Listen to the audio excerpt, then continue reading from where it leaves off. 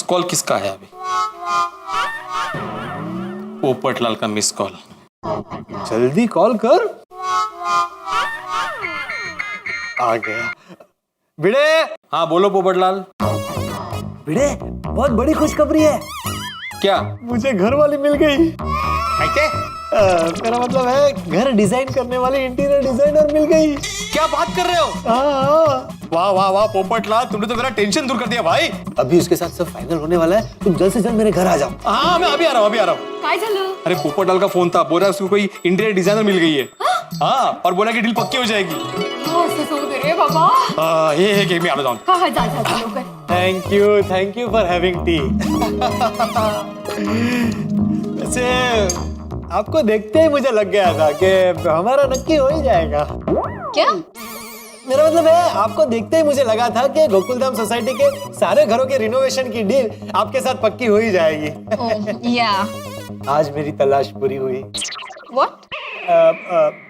मेरा मतलब है हमें आप जैसे इंटीरियर डिजाइनर की तलाश थी, वो आज पूरी हुई। ओह और वैसे भी आपका और सतरंगी जी का बजट सेम टू सेम ही है, तो हमारी जोड़ी जरूर जमेगी। वैसे पोपटलाल जी। सिर्फ पोपटलाल जी थोड़ा लंबा हो जाएगा। नहीं, मैं आपको पोपटलाल जी ही कहूंगी। Okay, your wish. आपकी खुशी में मेरी खुशी। बाद में तो सुनिए जी कहोगी ना। कुछ कहा आपने?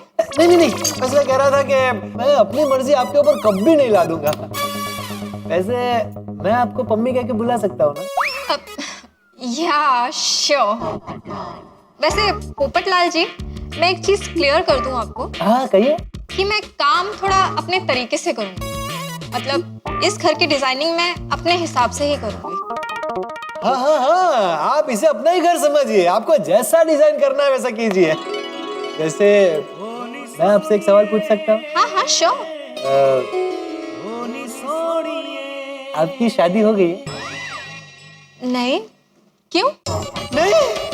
वाह, मेरी भी नहीं हुई है। वैसे my self golden crow award winner, अंतर्राष्ट्रीय अखबार तूफान एक्सप्रेस का वरिष्ठ युवा पत्रकार पोपटलाल, ब्राइट, जोशीला और तुम्हारा। वैसे आप अपने बारे में कुछ और भी बताइए ना। एक्सक्यूज मी, मैं यहाँ इंटीरियर डेकोरेटिंग के काम से आई हूँ, कोई मैरिज ब्यूरो में इंटरव्यू देने के लिए नहीं। आई एम सॉरी, बट मैं इस सोसाइटी का काम नहीं कर सकती। अरे सुनिए मुझे दोबारा फोन मत कीजिएगा। सुनिए। पोपटलाल, ये वही महिला थी ना इंटीरियर डिजाइनर? हाँ। तो ऐसे गुस्सा होके क्यों चली गई? तुमने तो बोला था कि डील पक्की हो गई। क्या हुआ, बजट में कोई प्रॉब्लम हो गया? वो उसने रिनोवेशन का काम करने से साफ मना कर दिया। क्यों? वो उससे तुमने शादी की बात की? सत्यानाश पोपटलाल, क्या जरूरत थी तुम्हें उससे शादी की बात करने की? थोड़ा सा सब्र नहीं रख सकते थे तुम? इतने सालों से सब्र ही तो रखा है। मतलब उसकी बातों से साफ नजर आ रहा था कि उसको कोई इंटरेस्ट नहीं है रिनोवेशन में। रिनोवेशन में नहीं पोपटलाल, उसे तुम में कोई इंटरेस्ट नहीं था। आता काय करायचं? ना रिनोवेशन का पता है, ना रिनोवेशन करने वाले का पता है। पता नहीं आज सोसाइटी की मीटिंग में क्या होने वाला है।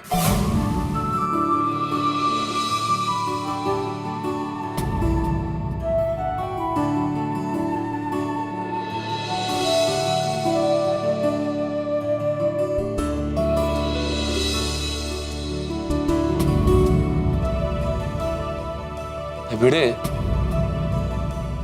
वो मेरे जान पहचान के एक इंटीरियर डेकोरेटर मिस्टर रॉय घर आए थे। मैंने उनसे बात की तो वो तो हर घर का 10 लाख रुपए बजट बता रहे हैं। ओगो भाई, 10 लाख? 10 लाख बहुत ज्यादा है ना? और भिड़े मास्टर, मैंने अपने पहचान वाले इंटीरियर डेकोरेटर से बात की तो वो पहले से ही बहुत बिजी है। उसने तो सॉरी बोल दिया। हाँ। और मेरा तो बहुत बड़ा इंटीरियर डिजाइनर फ्रेंड है गुलाटी, और वो तो बोलता है किसी का अधूरा काम छूटा हुआ जो होता है ना, उसको मैं पूरा करता ही नहीं, ये मेरा असूल है। मैंने भी बहुत मुश्किल से एक इंटीरियर डिजाइनर को ढूंढकर उससे बात की थी, लेकिन मुझे उसका स्वभाव अच्छा नहीं लगा तो मैंने खुद ही मना कर दिया। स्वभाव अच्छा नहीं लगा? पर हमको उसके स्वभाव से क्या लेना देना? भाई जेठालाल, जिसका स्वभाव अच्छा नहीं होगा उसका काम भी अच्छा नहीं होगा ना। कहीं तुमने शादी के एंगल से तो उससे बात नहीं की थी? जेठालाल तुम बराबर बोल रहे हो। मैं जब इसके घर पे पहुंचा ना उस वक्त तो वो महिला भड़क के जा चुकी थी। इसे जरूर शादी की बात की होगी उससे। लो पोपटलाल, अरे भाई बातों में पता चला कि वो कुंवारी है तो तुमसे रहा नहीं गया और छेड़ दी शादी की बात। हाँ। अरे पोपट भाई क्या जेठालाल तुम पोपटलाल को छोड़ो, तुम बताओ कि तुम्हारी किसी से बात हुई? अरे पूछा भाई, बहुत लोगों को पूछा, लेकिन सब लोग कोई ना कोई काम लेके बैठे। नहीं मतलब हमारा काम लेने को वो लोग तैयार है, लेकिन बोल रहे चालू काम खत्म होने के बाद। अभी उनका चालू काम तो खत्म होते होते 3-4 महीने भी निकल जाए, तब तक हम थोड़ी रात देख के बैठ सकते हैं। और मेरा सुंदर वीरा अभी दुबई में है। अगर वो भारत में होता ना तो वो हमारा ये रिनोवेशन का काम चुटकी बजाते कर देता। दुबई क्या वसई? अरे वसई नहीं, दुबई दुबई। तेल के कुएं का वहाँ है ना, वहाँ। तो वो क्या वहाँ तेल खरीदने गया है? हाँ, शायद। तो अहमदाबाद में क्या भजिया की दुकान खोलनी है? हाँ, शायद। अरे वो क्या है, वो वहाँ होलसेल में तेल मिलता है ना, तो यहाँ पर हमें एकदम सस्ते भाव में गिरेगा ना। अरे वाह, जेठालाल दया भाभी को बताओ, दुबई का तेल मतलब पेट्रोल। अरे छोड़ो ना भाई, सुंदर दुबई गया वही बहुत अच्छा हुआ। क्या? मतलब सुंदर यहाँ होता तो बहुत अच्छा होता ऐसा। हाँ वही तो। अब चूंकि सुंदर तो यहाँ है नहीं, इसलिए भिड़े भाई तुमने किसी इंटीरियर डेकोरेटर से बात की है कि नहीं की? हाँ मैंने पूछा। और पिड़ो, और तुरुप का इतना हमेशा आखिर में चलता है। एक मेल सेक्रेटरी आत्माराम तुकाराम भिड़े अंचा विजय सो विजय सो विजय सो। क्या बात है।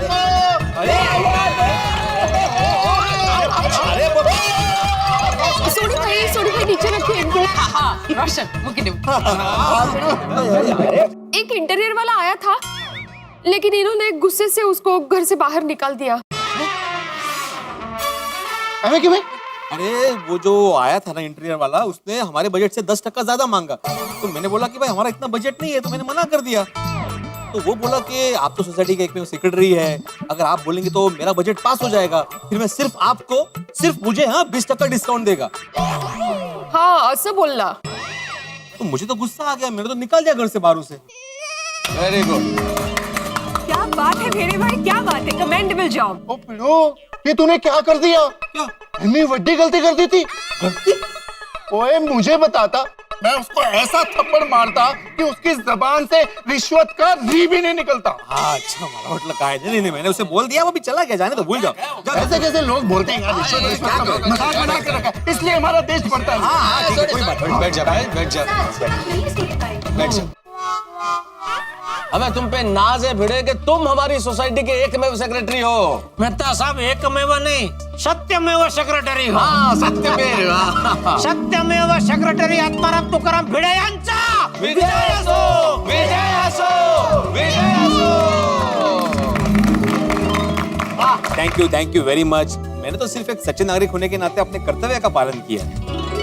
वाह वाह भिड़े वाह, अगर हमारे देश का हर एक नागरिक तुम्हारी तरह सोचने लगे तो हमारे देश से भ्रष्टाचार का सुपड़ा साफ हो जाए। Yes correct. लेकिन अभी तो हमारे घर के रिनोवेशन का सुपड़ा साफ हो गया है। ऐसे घर में हम लोग कब तक रहेंगे? वो ना, क्या करेंगे हम लोग अभी? हाँ सारा घर बिखरा पड़ा है, सामान घर में है, इस घर में रहना तो फिर मुश्किल हो जाएगा ना। हाँ वो बात तो है। आपकी हालत तो एवी छे ना, घर के रहे ना घाट के। हाँ समझ में नहीं आ रहा है घर के रिनोवेशन का काम कब और कैसे पूरा होगा। मुझे तो लगता है रिनोवेशन का काम शुरू करवाना ही सबसे बड़ी गलती थी हमारी। हमारे नहीं आपकी। और नहीं तो क्या, वो आइसक्रीम पार्टी में सबसे पहले दोढेश्वर आप ही बने थे ना। हम लोग तो सब खड़े हो गए थे ना कि भाई नहीं हमको कुछ बात सुननी नहीं, हमको काम करवाना नहीं। आप ही बोले थे नहीं भाई बैठो औरतों की बात सुनते, बोला था कि नहीं ऐसे? हाँ मेहता साहब, आपने बोला था ना कि हम पे जालिम पति होने का इल्जाम नहीं लगना चाहिए, ऐसे कुछ बोला था शायद। ऐसा कुछ नहीं भाई, ऐसा ही कहा था। उस टाइम हम लोग बैठे नहीं होते तो आज हम यहाँ ऐसे बैठे नहीं होते। अरे पर क्यों छोटी, मैं कुछ गलत कह रहा हूँ? एकदम बराबर कह रहे हो जेठा, एकदम बराबर। रोशन नहीं तो क्या है, एक तो दिवाली सर पे है और हम लोग घर होते हुए बेघर है। करेक्ट है आत्माराम, ये फेस्टिवल के टाइम पे रिनोवेशन करवाना ही नहीं था। सही बात है, हम लोग तो रेनोवेशन का काम शुरू करके फंस गए बिल्कुल।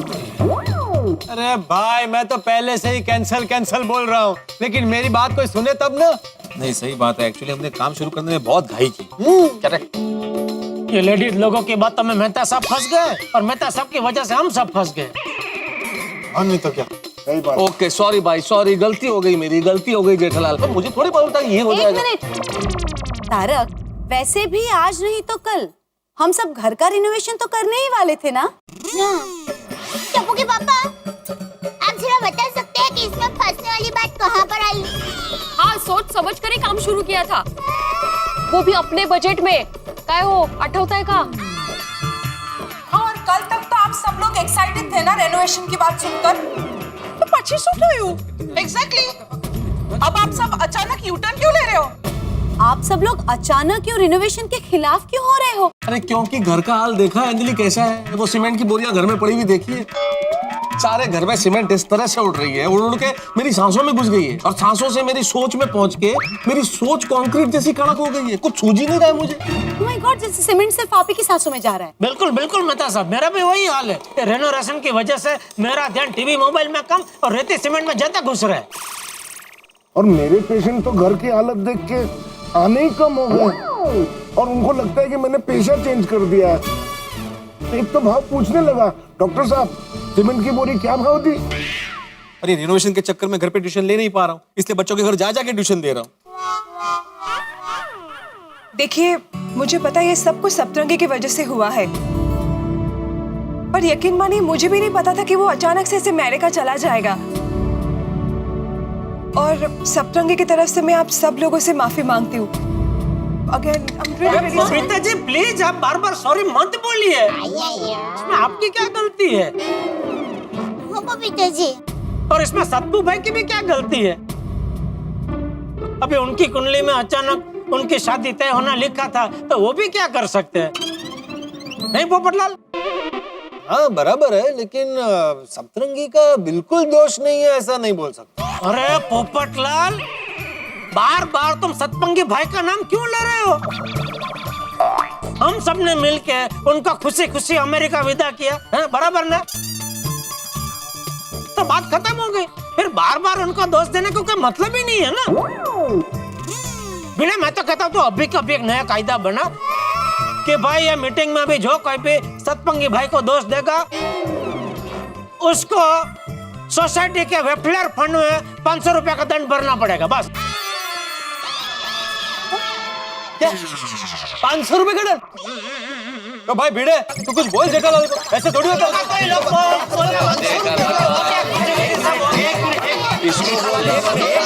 शांत हो जाओ जेठालाल, हम लोग यहाँ पे कितना फाइन होना चाहिए वो बहस करने के लिए इकट्ठा नहीं हुए भाई। आप बैठो बैठो बैठो पोपटलाल, बैठो। देखिए अभी हमारा मुद्दा एक मिनट जेठालाल, मुद्दा ये नहीं कि कितना फाइन होना चाहिए नहीं होना चाहिए, मुद्दा ये है कि रिनोवेशन का क्या करें उसके बारे में सोचते हैं। हाँ सही बात है। अरे पर क्या सोचे भिड़े, कुछ सूझ ही नहीं रहा है भाई।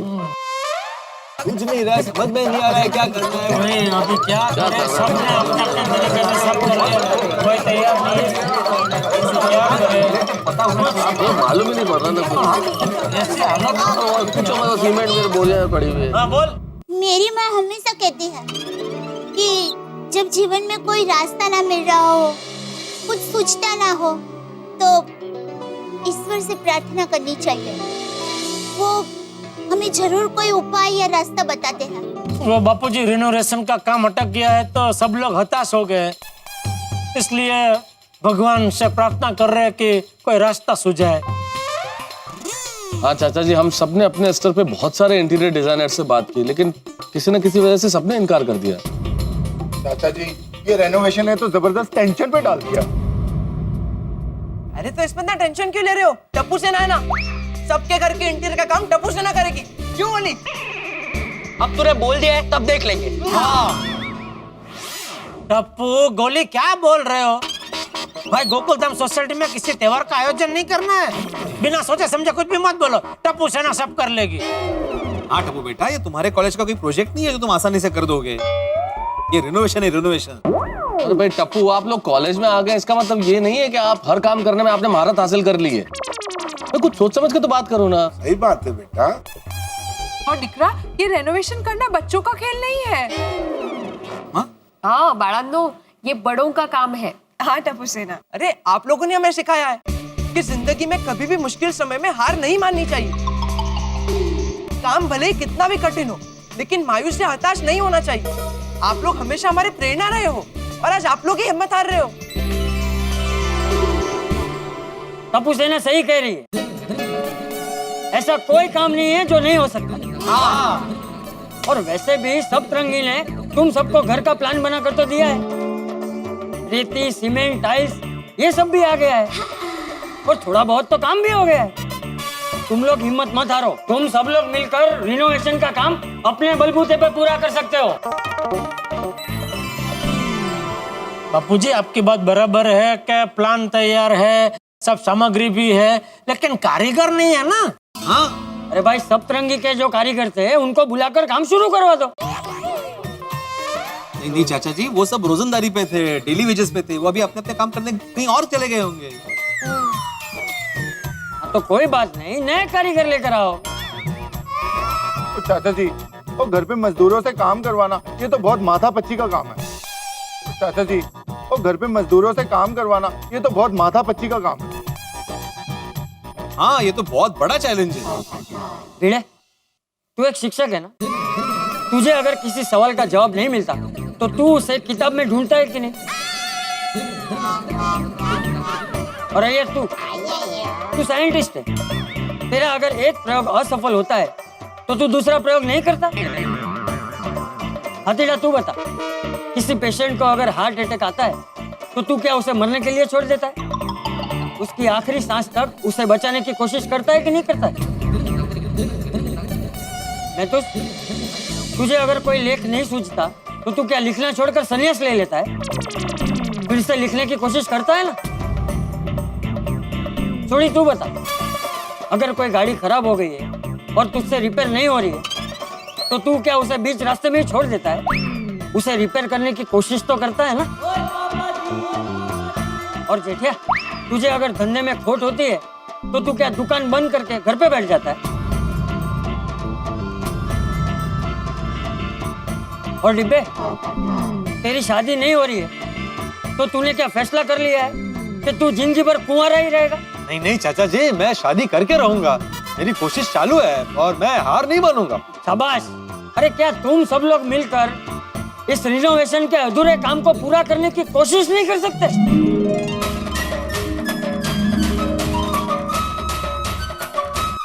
परेशानी, मुसीबत, प्रॉब्लम्स, टेंशन जिंदगी में कई बार इतने हावी हो जाते हैं कि व्यक्ति की हिम्मत टूट जाती है। उसकी आंखों के आगे अंधेरा छा जाता है, वो दिशाहीन होकर भटकने लगता है। लेकिन एक रोशनी की किरण दिख जाए ना तो अंधेरा उजाले में तब्दील हो जाता है। और यही किया चंपक चाचा ने। उन्होंने हम सब के दिलों में हिम्मत की अग्नि प्रज्वलित कर दी है। जिंदगी एक इम्तिहान का नाम है। हर पल, हर कदम एक नया इम्तिहान है। जो आदमी हिम्मत तोड़ देता है, जो आदमी डर जाता है, वो रुक जाता है। लेकिन जो आदमी हिम्मत से आगे बढ़ता है वो जीतता है। जीत उसकी झोली में होती है। अब यहाँ चंपक चाचा ने हम सभी को हिम्मत दिला दी है रिनोवेशन का काम पूरा करने के लिए। लेकिन क्या होगा आगे? हम सब लोगों ने इस रिनोवेशन का काम अपने सर पे ले तो लिया है, लेकिन अभी पता नहीं है कि हम इसे कर पाएंगे या नहीं कर पाएंगे। कहीं हमारे सर पे लिया हुआ ये काम सरदर्द में ना तब्दील हो जाए। कैसे करेंगे हम ये काम? अब काम कर पाएंगे या नहीं कर पाएंगे? किस रास्ते से करेंगे? सवाल बहुत सारे। लेकिन रास्ता जो कोई भी हो, हर रास्ते पर आपके लिए हंसी और ठहाकों के रिनोवेशन जरूर मिलेंगे। देखते रहिए तारक मेहता का उल्टा।